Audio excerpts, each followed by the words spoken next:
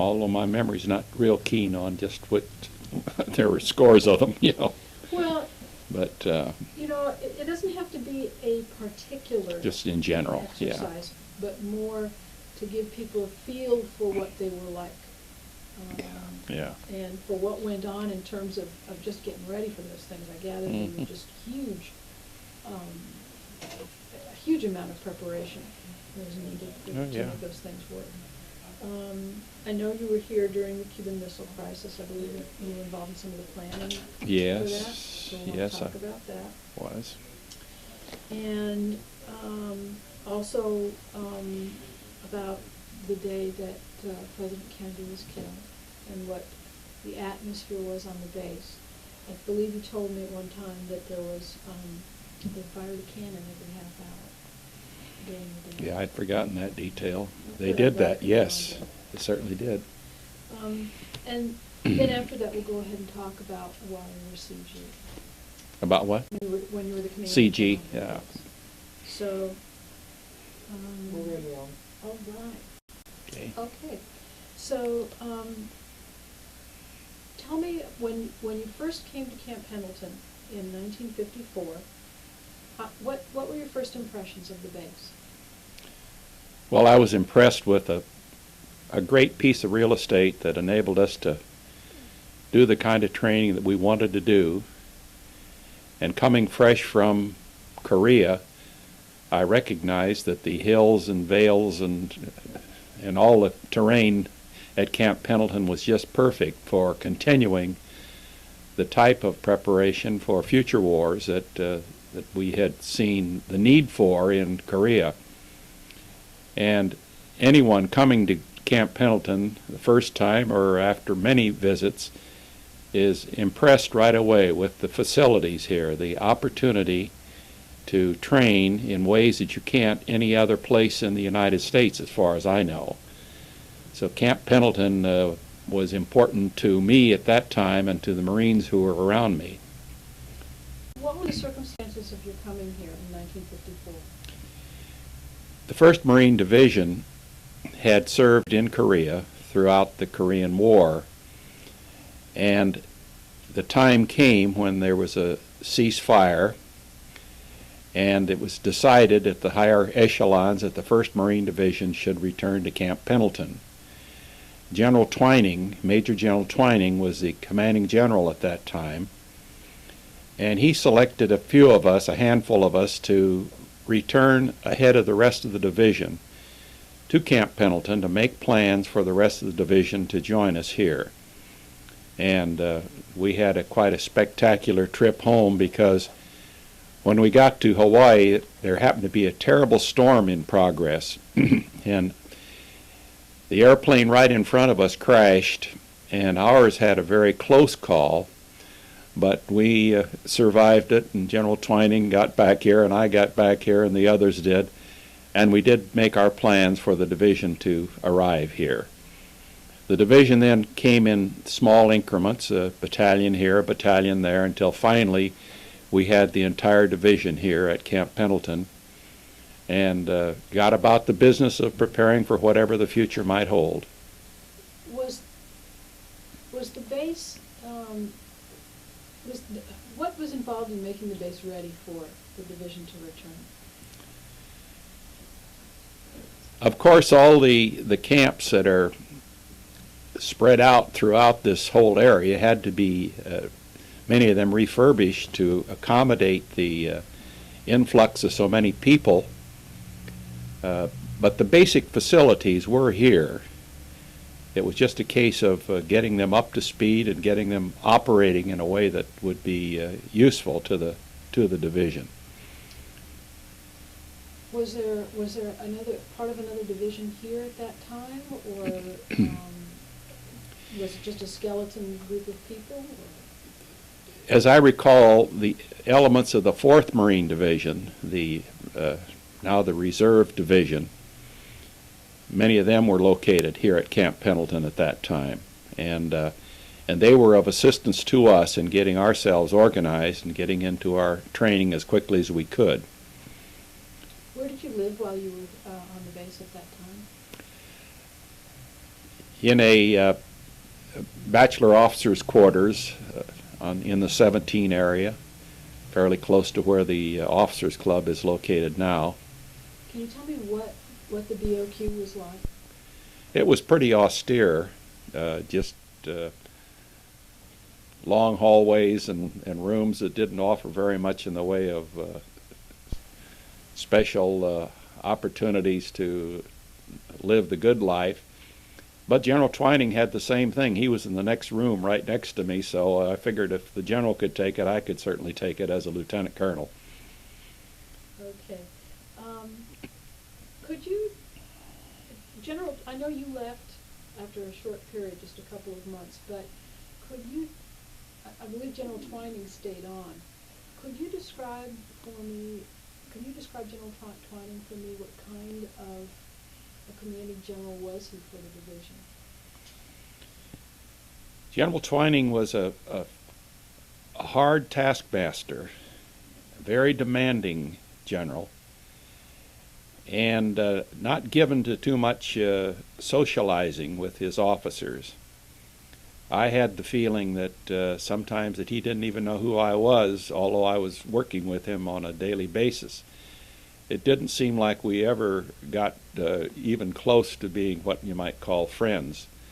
But I certainly was an admirer.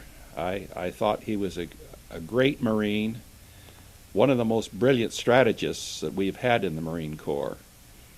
And although his personality didn't happen to fit my own in terms of somebody I would like to be around socially, I do admire him to this day, and I thought that he was a great general. Okay.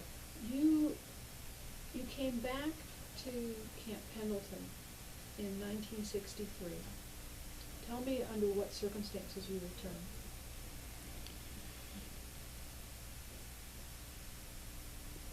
I had completed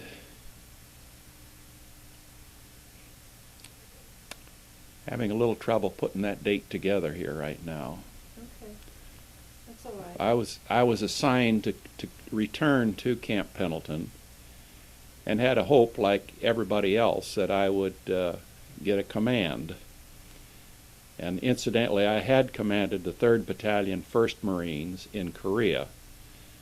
And so I got back to Camp Pendleton here in '63, and the commanding general, whose name was Fairburn at that time, assigned me to be commanding officer of the 1st Marines, which at that time was at Camp San Mateo. And I relieved a gentleman who went by the nickname of Tiny Frazier, and he was anything but tiny. But I remember very well when I took over command, I was so impressed that as the Marines passed in review, just as they did today, everyone seemed to be staring right into my eyes. So when the ceremony was over, I said to Tiny Frazier, I said, I was really impressed with these Marines, how each one of them came and just looked at me and just eyes boring right through me. He said, well, I told them, each one of them, that when he came by you, he's supposed to say to himself, I'm just as good a Marine as you are, you SOB. And I could understand that that's exactly what these Marines were saying as they came by me, because they all looked so determined and they were all staring me down. And I was impressed. I've never forgotten that to this day, that I'm just as good a Marine as you are, you SOB. And I think they all had this in their eyes and in their minds as they came by. Camp San Mateo was a fine training facility, just as everything is at Camp Pendleton, really. Of course, we didn't have the good barracks or the good mess halls that we have today at Camp Pendleton, but we had adequate facilities for recreation and for training of all types, movie theaters and chapels, and the food was certainly adequate. And so I just thought that the opportunity to train there with the 1st Marines was one that I enjoyed and benefited from. What kind of training did the First Marines do at Camp San Mateo?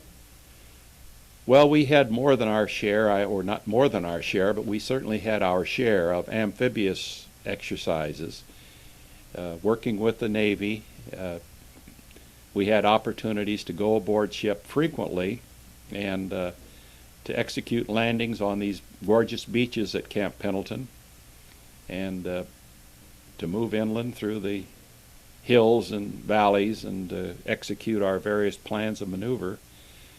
And we were using helicopters very extensively at this time. Helicopters, as you know, became very important to us in Korea. And as we got into our training, we worked more and more with helicopters and in making our movements. Are the different beaches at Camp Pendleton where you can do landings, do they present different kinds of challenges, or are they pretty much the same? Most of the beaches are pretty much the same. There is one beach up close to San Clemente that offered other kinds of challenges, primarily in the fact that in the immediate beach area there are boulders as big as basketballs. And so the Navy was reluctant to run their boats up into there because they could tear the bottom out of them. And on the other hand, we recognized that if we didn't use those beaches, that there might be pressures from the civilian community to take over the beaches. And so we felt it necessary to keep some kind of activity there. So what we frequently did was to use rubber boats. Of course, you can't knock the bottom out of a rubber boat very easily. And to send our reconnaissance Marines in the rubber boats into that particular beach. And in that way, maintain some activity there. We also made sure that we set off lots of demolitions up in there so that we could remind the civilian populace that we were using the beach and that we intended to use it in the future. So aside from that, though, the other beaches at Camp Pendleton were just very, very fine beaches, the kind of beaches you'd want to find if you're looking at an enemy shoreline and trying to figure out where you should land. At Camp San Mateo, did you ever use combat villages for training? Yes, we did. We built one ourselves there, which was not as pretentious as the combat village. It's closer to Mainside now. But it was adequate to give us a feel for moving into a village. And we did cut tremendous tunnels underneath and all sorts of things like that. In fact, we even had some livestock in the village, which we were able to get hold of, and we had a lot of fun putting this whole thing together. We tried to dig a well out there as part of our village, our combat village, but we didn't ever get down to water. And I was reminded somewhere along the line that I was spending too much time digging that well, so I had to give up digging. In regard to the kinds of the tactics that you were teaching Marines at that time, how did they differ from the tactics and the training that was used for World War II and Korea? For World War II, the primary tactic that we used, and I've often described it as sort of a rabbit hunt, where you would spread out the Marines in a long line and move forward until you came upon the enemy, and then you'd get into the fight. That wasn't possible in Korea, as it had been in World War II. In Korea, you had to concentrate on selecting terrain features that were important for setting up artillery or for observation of where the enemy was, so that in place of this great rabbit hunt moving through the terrain, you'd select certain hills primarily, and you'd get into those hills and control the surrounding territory from that high ground. So when we got back from Korea, that was the emphasis here. And of course, Camp Pendleton has lots of hilltops, and lots of places where we could practice those very types of maneuvers. And that was precisely the kind of maneuver we used in Vietnam later. We no longer used the rabbit hunt. If I'm overusing that term, you see what I'm getting at. It was always thought that we had to have personal contact with everybody on our flanks as far as the eye could see. And it was satisfactory for our purposes in World War II. I used them at Guadalcanal and Tarawa and Saipan and Tinian, and the other Marines used them at Iwo Jima and other places. But it was no longer satisfactory for Korea, and it certainly wasn't satisfactory for Vietnam. Why wasn't it satisfactory for Korea and Vietnam? What was different? I'm not sure I understand. Just the spaciousness of the terrain that you're fighting across. It wasn't possible anymore to maintain shoulder-to-shoulder contact with the people beside you. You had to get out and seize a piece of terrain that was important to the operation itself, and not trying to cover every bit of terrain in between. Now, of course, this means that you're going to bypass a lot of enemy in some of these areas. And that was a matter of concern for a while, because people would say, well, what about the enemy who get into our rear areas? And the answer, of course, is, well, if they're in our rear areas, we're in their rear areas, so that it's that kind of a fight. But what it did mean, of course, is that command posts, administrative personnel, logistic personnel, and the like were often in very precarious situations. It wasn't just the frontline Marines who were in trouble, but anybody in the whole picture could be brought into the fight at a time when he wasn't expecting it. Did that mean that individual Marines, perhaps non-coms or even enlisted men, had more responsibility, or had to take more responsibility for what they were doing and for what part they played in the picture? And did that affect training as well? That's a good point. Yes, it certainly did mean that. It is where in the long skirmish line or rabbit hunt formation, the officer in charge is pretty much in charge of the whole thing. But when you start moving troops out in helicopter loads here and there, then you're talking about individual corporals and sergeants taking the responsibility for what's going on there. And they have to show lots of ingenuity and lots of leadership in a way that was far beyond what we normally experienced in World War II. In Vietnam, for example, at the time that I was commanding general of a task force there at Khe Sanh, we sent out what we call keyhole patrols, because they're peeping through a keyhole was the idea, to find out what the enemy was doing. And we sent out 104 of these in the time that I was there, 104 of these patrols on a daily basis, or several of them each day.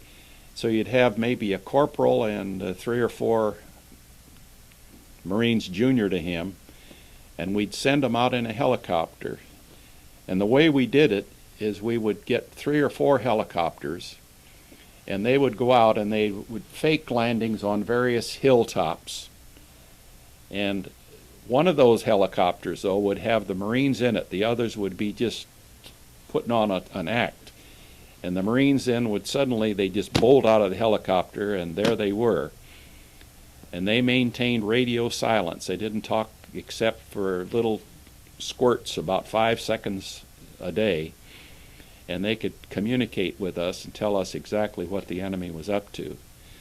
This came to mind when you asked the question about the responsibility of junior Marines, and certainly in successfully carrying out those intelligence functions, it certainly did emphasize the importance of the very young Marines and their own leadership. And happily, of those 104 patrols, we didn't lose a single Marine. Incidentally, when we picked them up was the same technique of the 4 helicopters going in various hilltops, and finally they'd come to the one where the Marines were. They're on it that fast and out of there. So it did have its merits. When Marines were practicing at Camp Pendleton then, and you said they were using helicopters more in the mid-60s, I assume they had to learn a lot more about coordinating with various units as well in very different places. If for example, you're going to wait for 3 other helicopters, for example, to land and go away, and then you're going to come in. So was there a lot of training going into those kinds of maneuvers? Yes, we did spend a lot of time on coordination and on ensuring that our communications were adequate so that we could carry on that kind of an operation, because you can't do it without that very careful coordination. And there's a lot to be said for daily training in this type of warfare. I'm going to skip ahead here a little bit. You were here during the Cuban Missile Crisis. You were at Camp Pendleton at that time. Yes. And can you tell me, I understand you played a role in some of the planning that was going on for a possible landing. Can you tell me about that?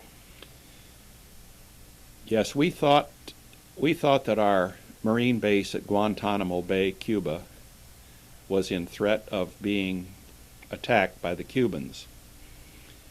And so some of us went down to Guantanamo Bay to make plans for how we would handle the Cubans if they started this kind of activity. We had good enough intelligence that we knew where every one of their machine guns was located, so that we could actually go there and pick them out on the ground. And of course they were looking us over too. And we had very detailed plans of just how we would introduce elements of the 1st Marine Division into that Cuban situation. And yes, I did participate in the planning on that, and I did go to Guantanamo Bay. I remember coming back through Washington, D.C. at the headquarters Marine Corps after we'd been down to Guantanamo visiting. And I was briefing the Commandant of the Marine Corps, General Wallace M. Green, at that time. And I was telling him about these machine gun positions and mortar positions of the enemy. And one of his staff officers spoke up and said, "General, you don't really have time for this kind of thing." And General Green says, "You don't tell me what I have time for." He said, "I want to know where those things are." And so he had a very keen interest in all the locations of these various weapons. He certainly impressed me as a commandant who wanted hands-on control and had hands-on interest in what was going on in the Cuban Missile Crisis. How many of you left from Camp Pendleton to do that at Cuba? Less than 10, I would say probably 8 of us went down to Guantanamo Bay at that time, and we actually walked the entire perimeter looking at our situation. When President Kennedy was assassinated, you were back on the base. Can you tell me what the atmosphere was like on the base when the news broke? It was a terrible blow. It just devastated all of us. It devastated the commanding general to the extent that he sent out a message to all officers that they should reaffirm their oath of enlistment or their oath of office.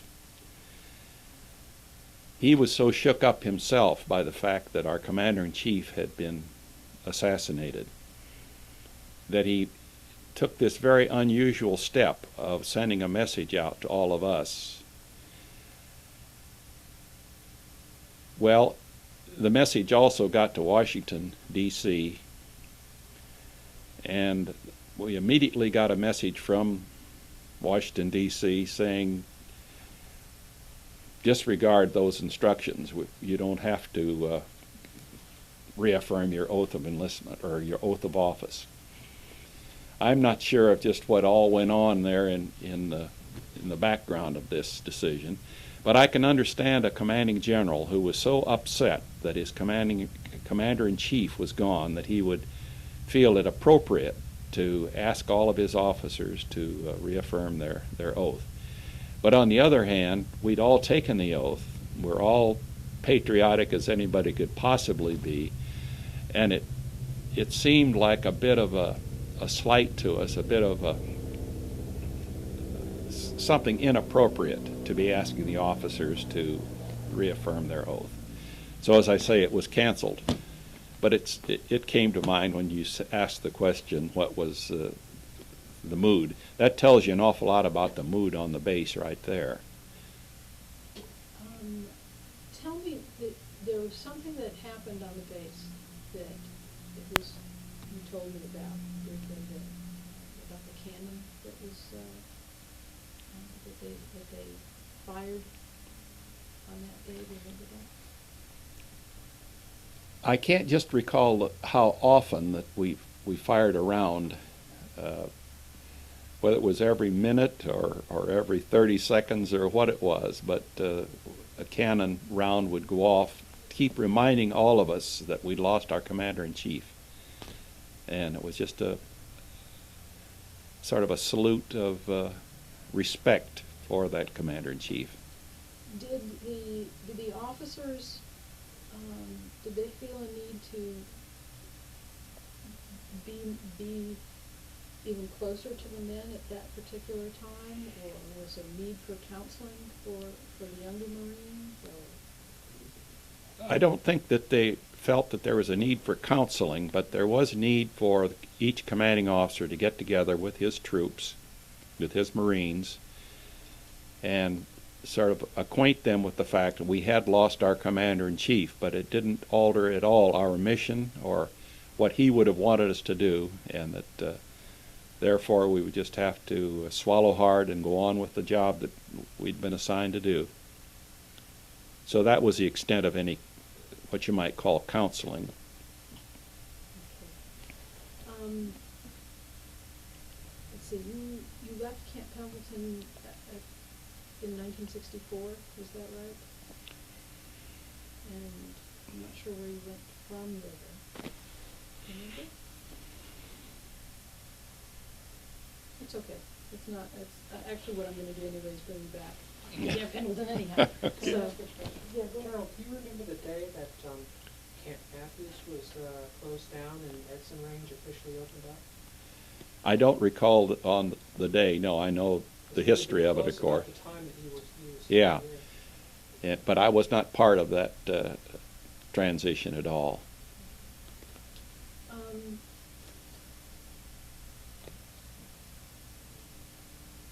Can you describe just one more thing about the time, the period where you were CO of the 1st Marines? Can you give me a sense of what a typical day might have been like for the 1st Marines at that time?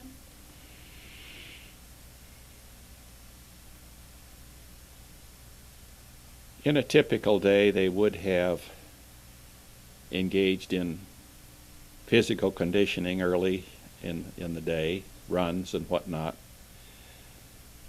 Then they would have practiced some tactical maneuvers under control of perhaps the platoon or the company level, moving through some of the surrounding terrains. They probably would have had an opportunity to either do some live firing or to observe some live firing at one of the ranges here at Camp Pendleton. And they would have been briefed on some future plans for some operations that were upcoming and whatnot. Can you tell me, where were you living at the time, and how long did it take you to get to camp and where you lived? I lived in the 17 area in one of the old converted barracks back there, and in my little Volkswagen, it took me about 50 minutes to drive out to Camp San Mateo each day. but I enjoyed the drive and the opportunity of being with the First Marines. You know, was a great opportunity. What kind of leisure activity did you enjoy during that time period? Volleyball every day at noon. We would get out and have a good game there. On weekends, I generally get out for golf at the golf course. And then my wife was very active in conducting the choir at the church, and so I participated as a member of her choir. And she also organized some shows, you know, like stage shows, singing and dancing and whatnot. And because I'm a trumpet player, I played along with that particular group. And so that was all part of our leisure activities. I guess also that the Officers Club was more important to everybody in those days than it is anymore now. It was sort of a center of activity, and today not too many people seem interested in the clubs throughout. I don't know just why, but Maybe more activities available. it could be that, yes. When you came back to Camp Pendleton again in 1975, it was as commanding general. Can you tell me, I don't know if you remember who you relieved at the time, or what the situation was on the base, but maybe give me some thoughts about the fact that you were coming back as CG. I think I relieved General Paul Graham, who later became mayor of Oceanside. And then he retired while I was commanding general here.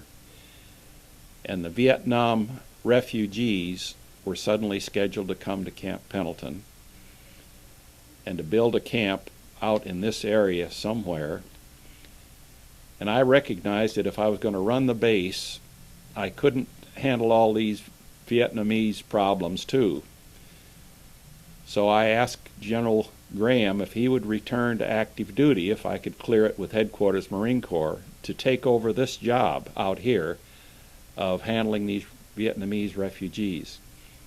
He said he would. I did clear it with Headquarters Marine Corps, and he did a brilliant job in taking care of these. I think we had 70,000 at one time here, and it's amazing to me that we could bring in that many people without creating any serious hygienic problems or disciplinary problems. It's always amazed me. Did it have any impact on the base itself while the refugees were here? I mean, or was it like they were out in the boonies and you hardly even knew they were around? Well, it was a little bit that out in the boonies, and we hardly knew they were around. We had to devote a considerable logistic effort to putting up the tents and the dining facilities and whatnot, hygienic and just like setting up a small city. But once we got it set up, the Marines just stayed away from that particular area completely, and they kind of ran their own business. And under General Graham, he had a staff of Marines there working for him. And as I say, it really worked out beautifully when you think about what could have happened with that many people, foreigners, in a place like this. Oh, there were a couple little incidents of little romance that hadn't been scheduled, but it was rare, and we didn't have any serious problems with it at all. Did your I know that the 1970s was a time when people were becoming much more aware of concerns about the environment. How did that affect Camp Pendleton? Well, we took very seriously our job of protecting the environment, and As a matter of fact, in driving out here today, I saw a sign that I had put up on Highway 5 when I was commanding general. It says, "Preserving California's Precious Resources." And you can read that either "Preserving California's Precious Resources" or "Preserving Precious California's Resources." You can take it almost any way you want to. But it's kind of a nice sign out there, and it has a lot of nice vegetation around it, and I'm proud of that. It's a means of reminding thousands of motorists every day that Camp Pendleton is protecting California's resources, and certainly this base has done a brilliant job of this over the years, and we've gotten a lot of credit for it too.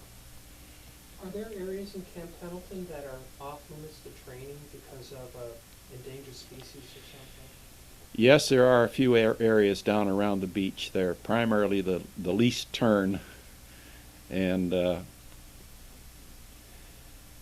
that's the only one that I can think of in that area. Of course, up around Case Springs, you know, we have a great herd of buffalo up there, but they kind of take care of themselves. You don't get too close to the buffalo because they don't want you around, and they let you know that.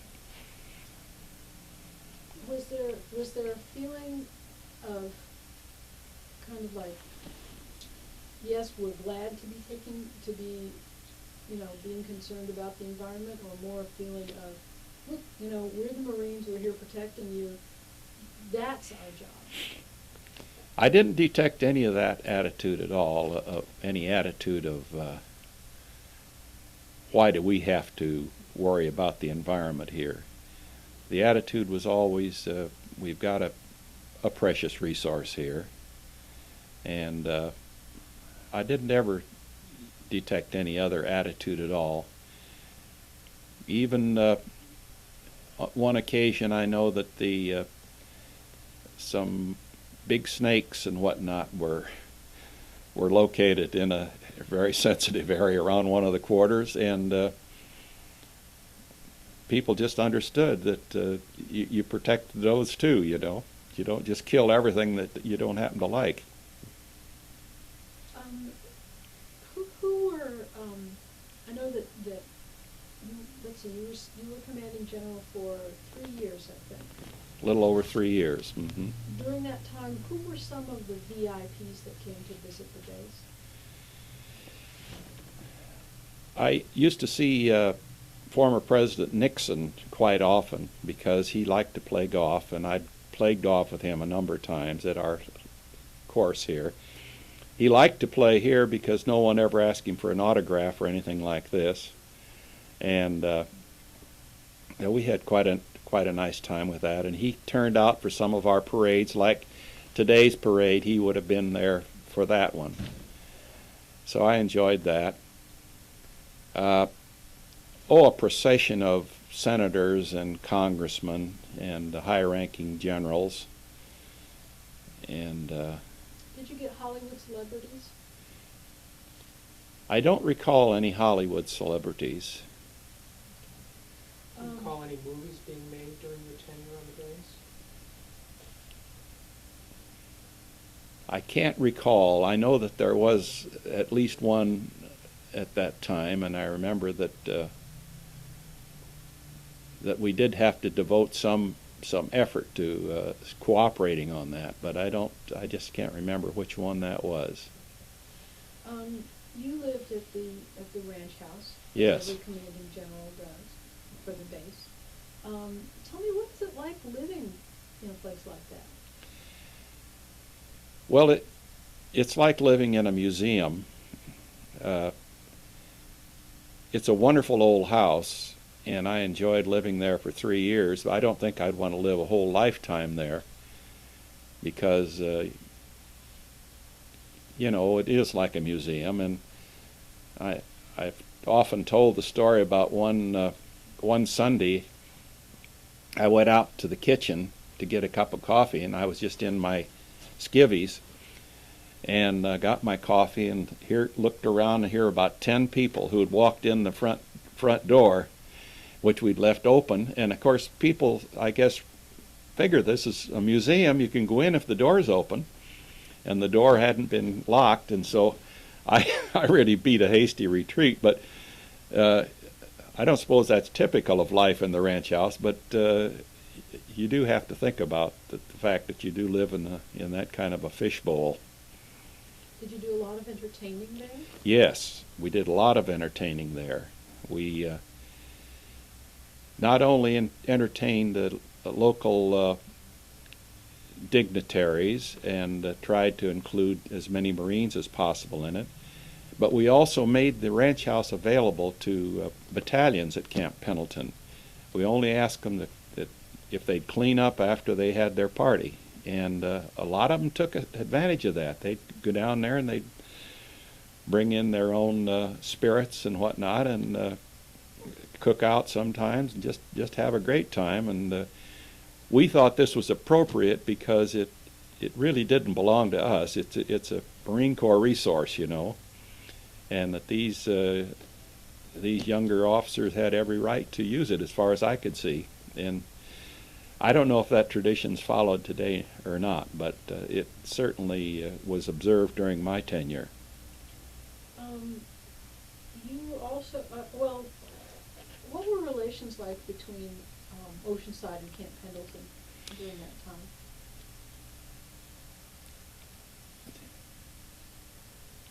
The relationships were a little tense at times because the Marines were often blamed for any problems in Oceanside.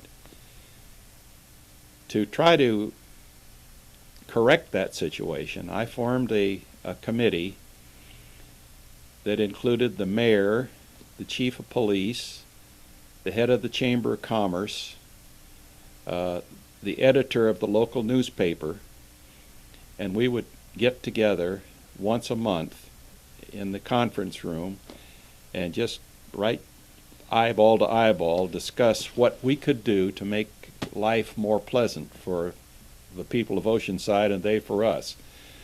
And I think this paid off. We could be very frank at these gatherings, and these gentlemen recognized that we had some problems too that they could help us with, and so I think that really paid off. I did have to close off limits a couple bars down in Oceanside where some very sleazy activities were going on, and I just made them off limits, and I wasn't sure just how Headquarters Marine Corps would respond to this, but the Commandant, General Lou Wilson, called me and said, "You did just the right thing in placing those out of bounds."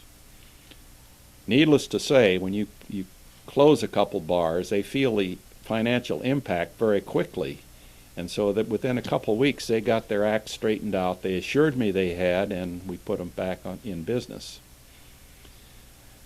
But it's a challenge, you know, and it's a challenge I'm sure that continues to this day. When you have a base this big, as close to a city like Oceanside, you've got to work cooperatively, both sides, to make it work. It seems to me it's working quite well these days. You mentioned that when you were CO of the 1st Marines, you were careful to stage exercises at the northernmost beach because you wanted people to know that you were using that land. Today, there's talk about maybe we should take a piece of Camp Pendleton and make it a civilian airport because we really do need another airport in the area, a larger airport. While you were commanding general, do you recall if there were any discussions about where people would come and say, you know, we really could use a part of the base for this civilian need or that need? Yes, there definitely was that same pressure at the time I was commanding general here, over 20 years ago. The discussion of an international airport at Camp Pendleton was one, a national cemetery at Camp Pendleton, crisscrossing the base with superhighways. These were all ideas were floated during the time that I was here, and of course I kept Headquarters Marine Corps and the Navy Department apprised of these developments and this interest. And of course, we just dug in our heels. We don't want anything like this to happen.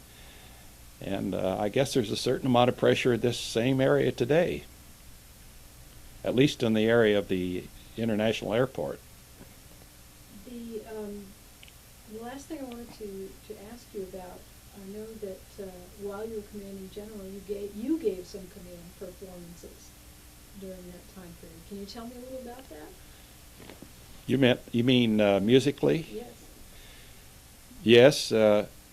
I mentioned before that my wife put together some productions, and she asked me to do the musical arrangements, and I did that, and we did the Roaring Twenties, for example. We did all that great music from the Roaring Twenties, and we got the ladies to dance and get dressed up in their flapper costumes.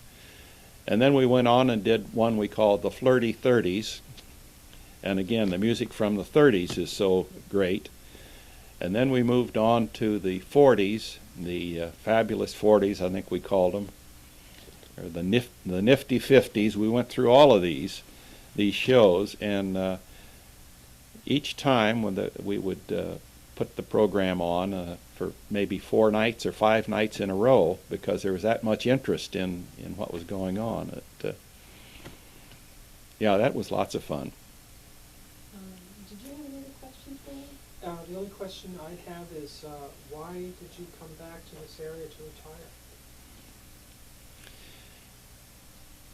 Having lived in so many places around the country in my 38 years in the Marine Corps, when I saw Camp Pendleton the first time, I realized that this is the area I really wanted to retire in. And there was just no doubt in my mind that there was just no place like this Southern California. I still feel that way. And so then the whole search was to find out where we should try to live. And we looked at San Clemente, and we looked in Oceanside and Carlsbad, and one day I gave a speech over in Escondido, and somebody said, "Have you stopped up and looked at Hidden Meadows, which is an area just north of downtown Escondido?" And I said, "No." And they said, "Well, here's how you get there," and they told me. So I drove on up there that day and decided that that's the area I really wanted to retire in. And so we did build a home up there, and we love it, and we think we made the right choice. Did you want to be near Camp Pendleton? Yes, that was part of the consideration. That I wanted to be, I couldn't quite accustom myself to the idea after 38 years as an active duty Marine just suddenly breaking off all contact. And so yes, I wanted to be close to Camp Pendleton. This is just now for, you did film this part. I just Well, wanted... one more question. Oh, okay. Go ahead. When you're today, as the guest of honor, when you get up there and you're standing up and you're watching the band play, and what went through your mind? What's going through your mind when you're standing there? I just felt this tremendous pride that I've felt so often. I just could hardly hold back the tears.